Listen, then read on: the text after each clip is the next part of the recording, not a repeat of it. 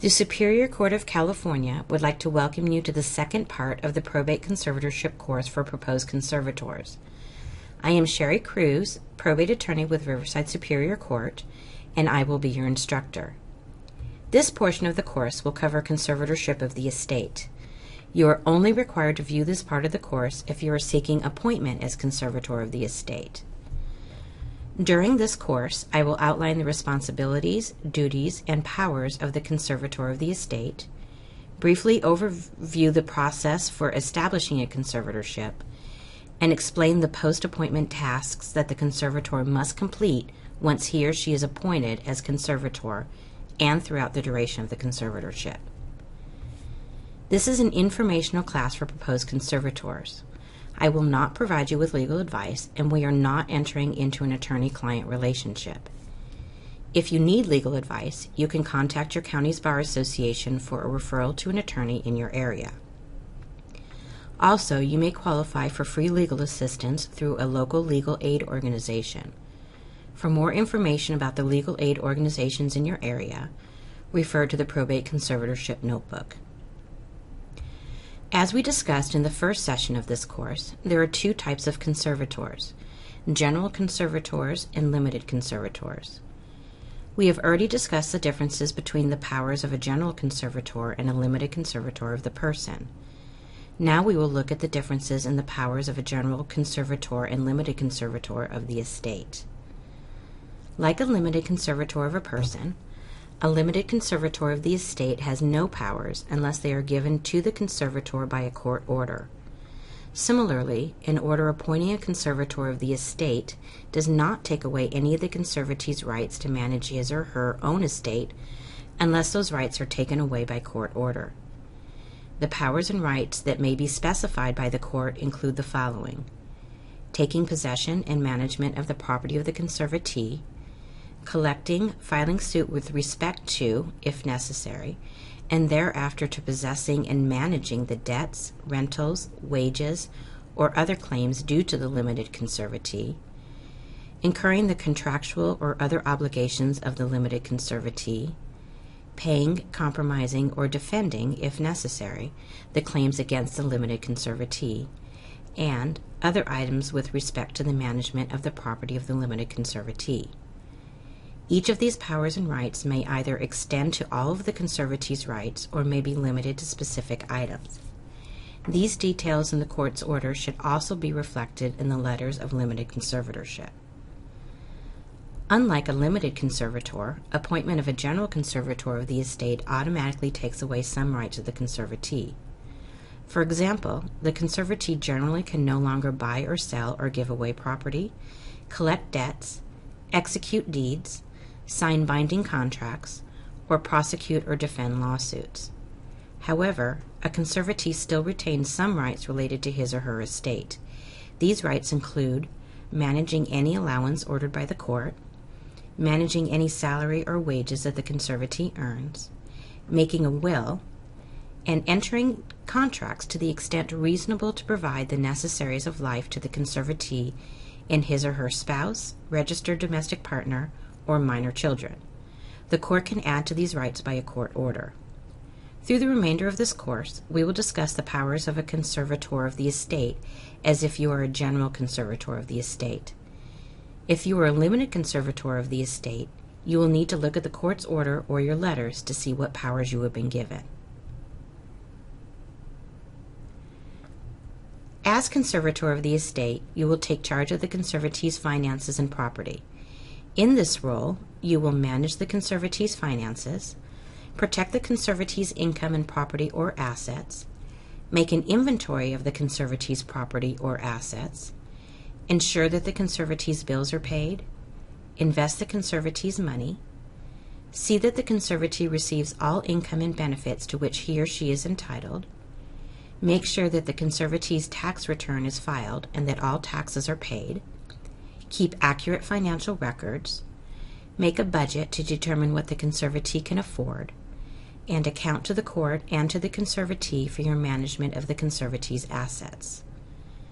Property, assets, and income that were placed in a trust before the appointment of a conservator or held as community property under the management and control of the conservatee's spouse or domestic partner, are not usually part of the conservatee's estate.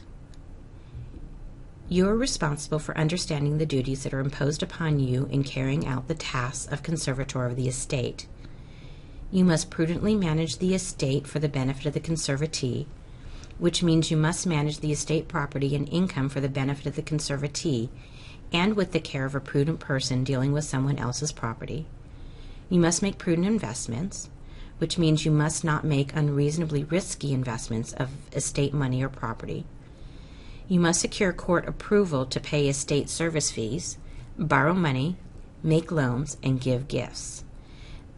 This means that you must seek and receive the court's permission before you pay estate fees to yourself for your services, to the estate, or to your attorney for the services he or she performed to support you in your role as conservator.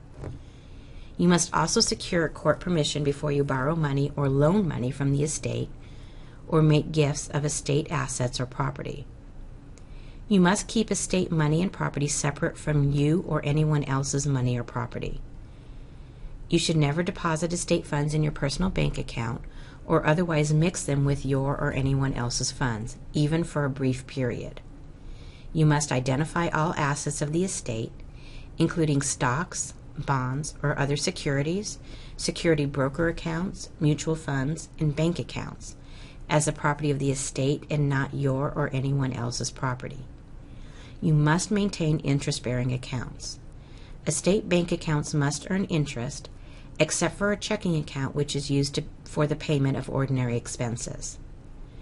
You must seek court approval for other investments as necessary. Some investments may be made without court approval, while others may be made only after you have obtained court approval. Accordingly, you should consult with your attorney before making any investment. You must pursue claims against others on behalf of the conservatee when it is the best interest of the conservatee or the estate to do so. The court may require you to be represented by counsel to proceed with litigation on behalf of the conservatee's estate. You should consider requesting court permission to pursue or settle large or complex claims that will require the assistance of legal counsel and/or litigation, especially if failing to prevail in the matter may result in an award of attorney's fees for opposing counsel against the estate. Additionally, you must obtain court approval of any contingent fee agreement before it will be enforceable. You must provide defense from claims against the conservatee's estate when it is in the best interest of the conservatee or the estate to do so. The court may require you to retain counsel for your defense of a lawsuit against the conservatee's estate. You may request court approval or instructions regarding the defense or settlement of the lawsuit. You must collect public and insurance benefits for which the conservatee is eligible. Common public benefits include those available through Social Security, Medicare, Medi-Cal, in-home supportive services, and Veterans Administration. Guard against inappropriate disclosure of the conservatee's financial information. Subject to your duty of full disclosure to the court and persons entitled under law to receive it, the conservatee's financial information should be closely guarded against unnecessary or inappropriate disclosure. You must evaluate the conservatee's ability to manage cash and other assets and take appropriate action to request court approval for the conservatee to do so at his or her level of ability. Locate and protect the conservatee's estate planning documents, which includes wills and codicils, living trusts, powers of attorney for health and finances, life insurance policies, and pension records. You must make reasonable efforts to identify, locate, and preserve property mentioned in the conservatee's estate planning documents. Inform the conservatee's family of planned disposal of the conservatee's tangible personal property. Notify the conservatee's family in advance if you plan to dispose of any of the conservatee's tangible personal property with court approval or confirmation and give them the opportunity to acquire it. You must determine whether the disposal of any of the estate property is in the best interest of the conservatee. When making this determination, you consider the likely benefit of disposal of property to the conservatee, the likelihood that the conservatee would need or benefit from the property in the future, current or previously expressed desire of the conservatee regarding the property, including provisions of the conservatee's estate plan concerning the property, whether accommodating the conservatee's wishes for the property would impose an unreasonable expense on the estate or cause you to violate your fiduciary duty to the conservatee, tax consequences of disposing of the property, impact of disposal of the property on the conservatee's public benefits, condition of the entire estate, likelihood that the property will deteriorate or be subject to damage or reduction in value if retained, comparison of the benefit to the cost or liability of maintaining the property as part of the estate. You must determine the appropriate kinds and levels of property, casualty, and liability insurance to cover the property, assets, risks, and potential liabilities of the conservatee and his or her estate. You should review and maintain the conservatee's insurance policies, including those for home, auto, medical, and long-term care insurance, but you may not change the beneficiary of such policies, especially life insurance policies. You must communicate with the conservator, the person, and the trustee, if the conservatee has a trust, as necessary and appropriate, and know or inquire about other limitations or restrictions on your authority. There are many limitations and restrictions on your authority not mentioned here. If you do not obtain court permission when you are required to do so, and the conservatee suffers damage as a result of your actions, you may be removed as conservator and or required to reimburse the estate from your own personal funds. As conservator, you are responsible for any misuse of the conservatee's funds or property, even if you do not commit the misuse. Therefore, it is very important for you to limit who has access to the conservatee's accounts, property, and assets.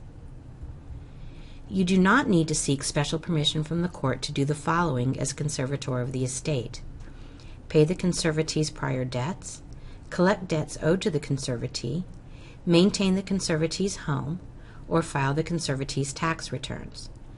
However, even when you have the authority to act without court permission, if you think your planned action might be interpreted as not being in the best interest of the conservatee, it is a good idea to seek the court's approval before acting.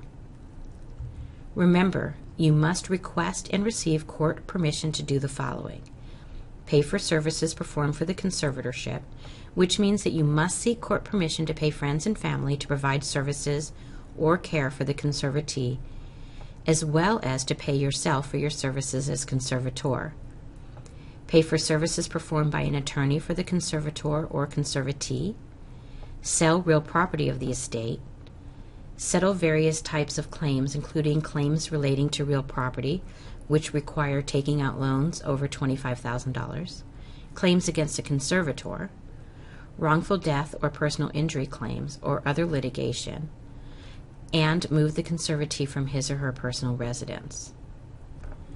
Pursuant to Probate Code Section 2590, a conservator of the estate may petition the court to be able to exercise special powers without seeking further court permission, including the power to operate a business for longer than 45 days, grant and take options, purchase, sell, or exchange real or personal property, sell the conservatee's personal residence, create easements and servitudes, borrow money, give security for repayment of a loan, purchase real or personal property, alter, improve, raise, replace, and rebuild property of the estate, lease property in excess of $5,000 a month or for a term of more than 2 years, lend money on adequate security, exchange property, sell property on credit with adequate security, commence and maintain an action for partition, exercise stock rights and stock options,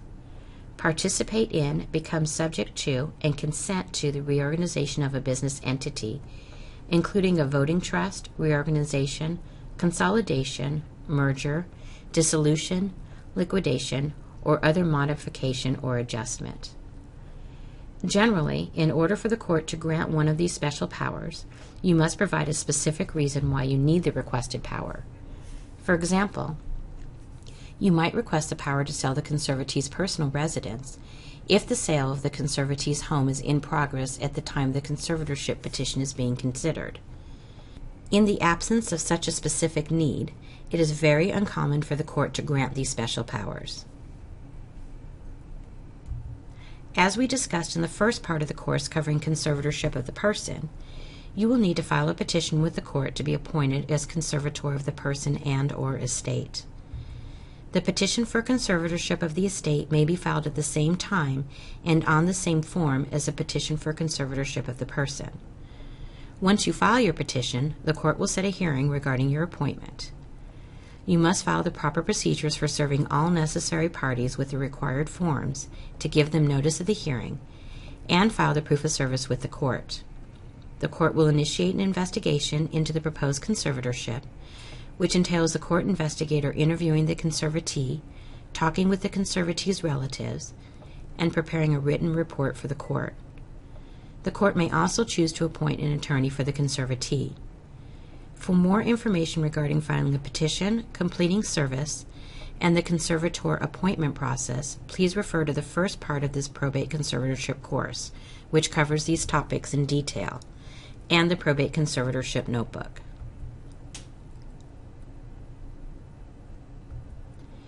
Once you are appointed conservator of the estate, you must complete several time-sensitive tasks, including posting a bond, sending notice of conservatee's rights, if the estate contains real property, recording the letters of conservatorship with the county recorder of the county where the property is located within 90 days of your appointment as conservator, opening a bank account in the name of the conservatorship using the conservatee's Social Security number, filing and serving the inventory and appraisal within 90 days. If the conservatee's residence will change, providing notice of the conservatee's change in residence to the necessary parties, filing the first accounting or waiver of accounting 1 year after the date of your appointment as conservator, and every 2 years thereafter, unless otherwise ordered by the judge. To complete these post-appointment tasks, you'll need the following forms: notice of conservatee's rights, declaration, inventory and appraisal, notice of filing of inventory and appraisal and how to object, pre-move notice of proposed change of personal residence of conservatee, post-move notice of change of residence of conservatee, and accounting forms. Visit your court's website or the Judicial Council's website to download fillable electronic versions of these forms. As conservator of the estate, you must secure a bond. A bond is like an insurance policy, which will protect the conservatee from loss that is a result of the conservator's misconduct or neglect of his or her duties of the estate. The bond allows the conservatee to be reimbursed by the insurance company, which will, in turn, collect from the conservator. You must secure any bond ordered by the court before the court will issue you the letters of conservatorship. Some bonding companies may require that you are represented by an attorney before they will issue you a bond. If you are self-represented and the bonding company you select will not issue you a bond unless you have an attorney, you will either have to select another bonding company or retain an attorney to assist you in obtaining the bond. The amount of the bond will be fixed by the court before the appointment hearing. The bond amount is the sum of the following: the value of the conservatee's personal property, the conservatee's income from all sources for 1 year, and the bond recovery cost as prescribed in California Rules of Court. The cost of bond recovery is a specified percent of the value of the estate, and that percent changes as the value of the estate increases. The bond recovery amount is 10% of the value of an estate up to and including $500,000. 12% of the value of an estate above $500,000, up to and including $1 million, and 2% of the value of an estate above $1 million. Pursuant to Rule 7.207, the value of the estate includes the value of personal property, the annual income of the estate, and the gross annual payments under Probate Code Section 2320, which includes social services payments for aid and medical assistance, the care of children, or county aid and relief for indigent individuals. If the court has granted the conservator the power to sell the conservatee's real property without approval or confirmation of the court under Probate Code Sections 2590 and 2591, the value of real property, less encumbrances, will also be included in the value of the estate for bond purposes. If the bond amount becomes insufficient, for example, if the conservator's income increases, you must inform the court of the change and secure a new bond for a sufficient amount. Here are some of the types of assets and income that you would include in the calculation of the bond amount. The formula for calculating the bond is the conservatee's total liquid assets plus the conservatee's income plus the conservatee's real property for which the conservator has 2590 powers plus bond recovery cost. Here the bond recovery cost and the total amount of the bond is calculated using the total assets and income from the previous slide.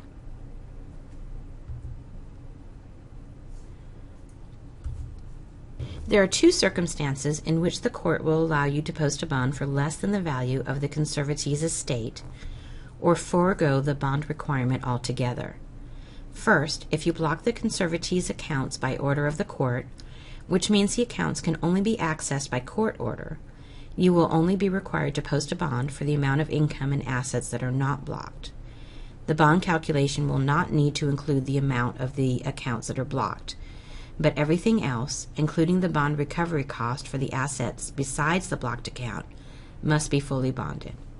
Second, pursuant to Probate Code Section 2323, if the value of the conservator's estate is under $15,000 and the conservatee's monthly income, excluding Social Security, is less than $2,000, the court will not require you to post a bond. The letters of conservatorship, which serve as proof of your authority to make decisions regarding the conservatee's estate, will not be issued until you have purchased a bond and filed proof of the purchase with the court. If the conservatee owns any real property, you will have 90 days from the date of your appointment as conservator to record the letters of conservatorship with the county recorder of the county where the property is located and file a declaration with the court indicating the date when and the location where you recorded the letters. You must open a bank account in the conservatorship's name, that is your name as conservator for the conservatee's name, and use the conservatee's Social Security number. Using the conservatee's Social Security number will ensure that the conservatee's estate, rather than you personally, will pay any taxes on the interest. The account must be interest-bearing. Otherwise, you may be surcharged for the interest that would have been paid to the estate. However, if you can show that the bank's service charges for an interest-bearing account would exceed the interest generated by the account, you can elect to open a non-interest-bearing account with no service charges. You should also be mindful of the FDIC insurance limits and not place more than $250,000 in any one bank. If the account is to be blocked by order of the court, the bank will issue you proof of the blocked account, which you should file with the court. As conservator of the estate, you will need to prepare an inventory. That is, make a list of all the real and personal property of the estate. The inventory and appraisal is a snapshot of the conservatee's assets on the date of your appointment, not the date the letters of conservatorship are issued. To complete the inventory and appraisal, you must use Form GC-040, Inventory Appraisal, and Form GC-041, Inventory and Appraisal Attachment. You will list cash assets on attachment number 1 and non-cash assets on attachment number 2. Cash assets include savings, checking, and money market accounts. Other assets, such as real property, vehicles, and securities, fluctuate in value and are called non-cash assets. List non-cash assets on attachment number 2, but leave the value of each item blank. You must then send the inventory to the probate referee whose name appears on your order appointing conservator. The probate referee will provide the value for each item and will return the completed document to you with a bill for his or her services. You should pay the probate referee's fees from the conservatee's funds. Provide enough details about non-cash assets to allow the probate referee to appraise each item. The probate referee may request additional information or documentation to assist in his or her valuation of the conservatee's property. You will also need to serve the notice of filing of inventory and appraisal and how to object on the conservatee and the conservatee's relatives through the second degree. If you wish to sell the conservatee's home, you must first obtain permission from the court. Before it gives permission to sell the conservatee's home, the court will ensure that you have asked the conservatee whether he or she agrees with the sale, and that you have considered any alternatives to selling the home, including providing in-home care services that would allow the conservatee to continue living in his or her home. The court will also ensure that you have considered whether the home can be rented rather than sold in order to allow the conservatee to return to live in the home if he or she becomes well enough to do so. If the court allows the sale of the conservatee's home, then the sale must be court supervised, and a new appraisal of the conservatee's residence must be obtained if the last one was conducted more than 6 months prior to the date of the hearing on the report of sale and petition for confirmation of the sale of real property, unless the court finds an appraisal completed not more than 1 year before the hearing is sufficient. The first accounting of the conservatee's estate is due 1 year after the date you were appointed as conservator. Subsequent accountings are due every 2 years or more often as ordered by the judge. There are 2 parts to an accounting: the report and the schedule. The report is a pleading or form that is a petition requesting approval of the accounting, and may also request other orders such as approval of conservator or attorney fees. The report tells a story of what has happened to the conservatorship estate during the date range of the accounting and provides several statements that are required by law. The accounting schedules are faintly similar to income tax forms. They start with Form GC-400 that summarizes all of the economic activity during the date range of the accounting. Each number provided on this summary is then subject of an itemized schedule. Accountings cover the period since the last required or waived accounting period, usually 2 years, or in the case of a first accounting, the first year of the conservatorship. In compliance with Probate Code Section 1061, the accounting must report the following information: beginning balance, gains or losses on sales of property, receipts, disbursements, and ending property on hand. The accounting must also include the original escrow closing statement for the sale of any real property, the original care facility statements if the conservatee resides in such a facility, and the original statements from the financial institutions that hold the conservatee's assets. It is important that you maintain good records because the court may audit your accountings. The court can conduct a full or partial review of your accountings, and you're required to make all books, records, and receipts available to the court upon request. Pursuant to Probate Code Section 2628, the court may make an order that the conservator is not required to file an accounting if the following conditions are satisfied: the conservatee's estate, at both the beginning and end of the accounting period, has a total net value of less than $15,000, excluding the value of the conservatee's residence.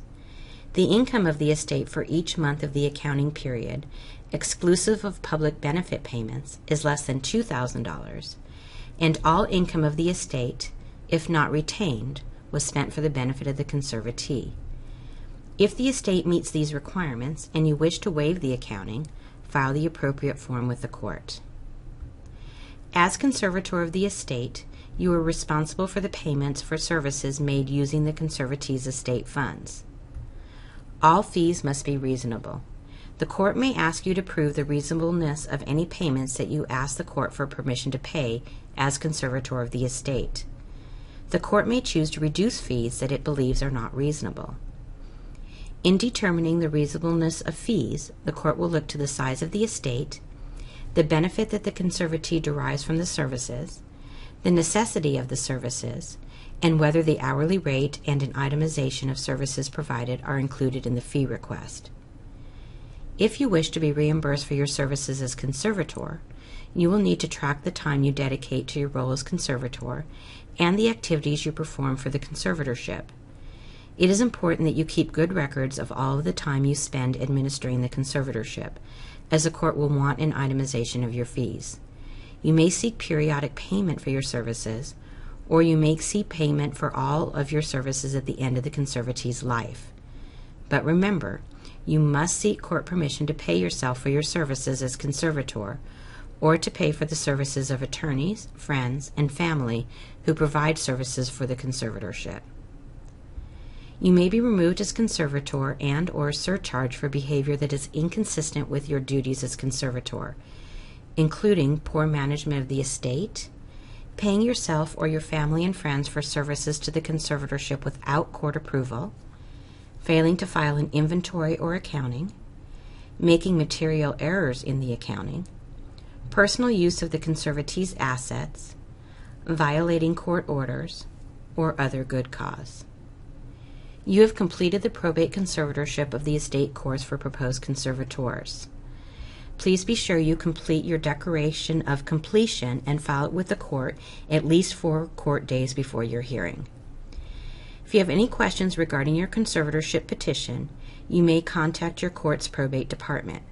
However, keep in mind that probate staff may only speak with you regarding procedural matters and will not give you legal advice regarding how to handle your case. Thank you for your time and attention.